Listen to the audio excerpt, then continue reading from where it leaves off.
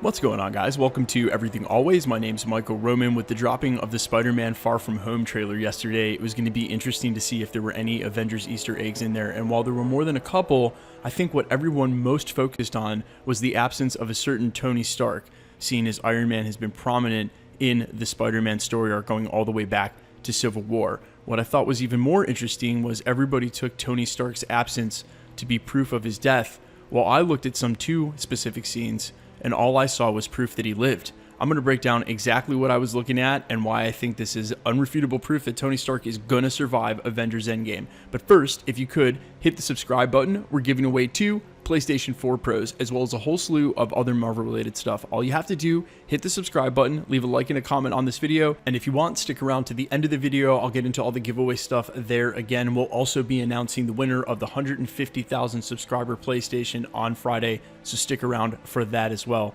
So as I said, everyone yesterday reacted to a myriad of things in the Spider-Man Far From Home trailer as proof that Tony Stark wasn't going to survive Avengers Endgame. And I guess it's no guess, the first and most obvious thing is that Tony Stark wasn't in the trailer at all, when every time we've seen Spider-Man before that, both in Homecoming and Civil War and Infinity War alike, it's been tied directly to Tony Stark.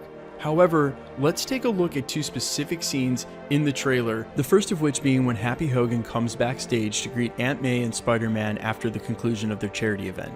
Everyone noticed yesterday that the check in Happy Hogan's hand is clearly signed by Pepper Potts, but it's important to note that she's in charge of that foundation and probably would be signing that check anyway.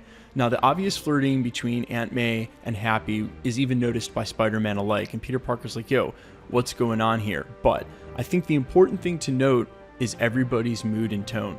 Notice Happy, notice Aunt May, notice Peter Parker. Do you see any mourn or regret or any sorrow anywhere on any of their faces? Now remember, this movie is said to take place moments after the conclusion of Avengers Endgame. And if that's so, it's super hard to believe that Peter Parker and Happy would be this jovial around each other this soon after the passing of Tony Stark. It's actually the antithesis of that. I think it would be impossible for them to see each other without crying. If we jump towards the end of the trailer with the very last scene, this same sentiment is reiterated when they're all talking about the Mysterio footage that's taking place on TV. The guy standing to the right of Flash says it's like Iron Man and Thor combined. The response in the room isn't to a passing of Iron Man, but rather no response at all. And the guy referring to Iron Man does not refer to him in the past tense, something people subconsciously do after someone has died. You'll say, oh, that's just like Iron Man, or that's the way Iron Man used to. He says just like Iron Man and Thor, with no reaction, and in fact, Peter Parker has no problem smiling when he gets called a loser or a depending on which trailer you saw. Yeah, I beeped that out at my channel. I'm just playing it ultra safe. Now, the truth is, Tony Stark still has a long way to go. The last we've seen him is in the brand new trailer for Avengers Endgame, and he's stuck in the middle of space with what he calls no promise of rescue. Yes, it's Iron Man making a pun. It's awesome.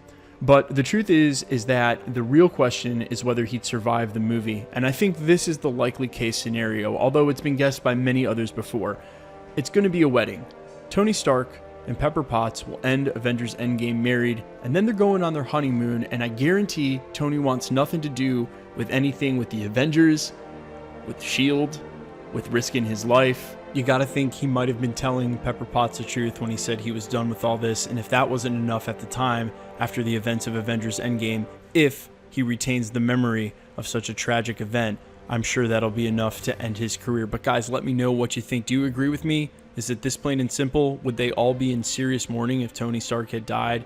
The other one small caveat to this, Marvel may be trolling and this may be a prequel. Again, like I said yesterday, I don't believe that, even though some of you do. Feel free to leave it in the comments what you think about this, and if you agree. And quickly, let's get into the giveaway stuff. Now, we're giving away 2 PlayStation 4 Pros. One we will be announcing on Friday for the 150,000 subscriber mark. Then we're giving away 2 more at the 200 and 300,000 subscriber marks. All you have to do to win that or this awesome Avengers 1 Trendsetters commemoration plaque commemorating the first Avengers movie containing 10 original film cells. This thing is super cool. If you want to win this or the PlayStations, all you have to do, hit the subscribe button, leave a like and a comment on this video, then hit the notification bell, because the more videos that you like and comment on, the better chance you have of winning. And remember to check back Friday for the winner of the 150,000 subscriber PlayStation. My name's Michael Roman. This is Everything Always. Thanks for checking out the channel. Stick around, we'll be posting again real soon.